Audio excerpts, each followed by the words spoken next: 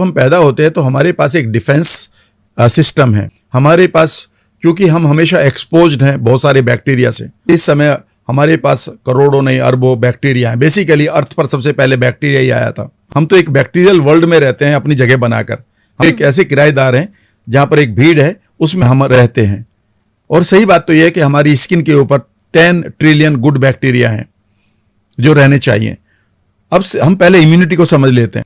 Immunity basically हमारा defence mechanism है। जैसे हमारी व्हाइट ब्लड सेल्स, वो भी एक इम्यूनिटी का पार्ट है। 70% जो हमारी इम्यूनिटी की सेल हैं जो ऑब्जर्व करते हैं कि हमारे पास कोई बैक्टीरिया आ गया है, हमारे पास गलत खाना आ गया है, अगर वो गलत खाने में कोई विष है तो उसे कौन न्यूट्रलाइज करेगा? हमारी इम्यूनिटी न्यूट्रलाइज करेगी। मान लेते हैं हमारे खाने में कोई बैक्टीरिया चला गया जो एक तबाही मचा सकता है गट के अंदर, हमारे ब्लड में जाकर वो हमें बीमार कर सकता है और लोगों को मार भी देता है, तो उसे कौन बचाएगा? वहां पर हमारे पास हमारी प्रतिरोधात्मक शक्ति है जिसमें व्हाइट ब्लड सेल्स हैं और दूसरी सेल्स हैं। इसे हमें यूं समझना होगा। लेकिन अब मैं इसके साथ ये भी बता रहा हूं कि अगर इम्यूनिटी आपके पास नहीं है तो कोई एंटीबायोटिक काम करने नहीं जा रहा है, क्योंकि एंटीबायोटिक सिर्फ बैक्टीरिया को मारता है। आपको जो हील करती है वो बॉडी की खुद की इम्यूनिटी करती है।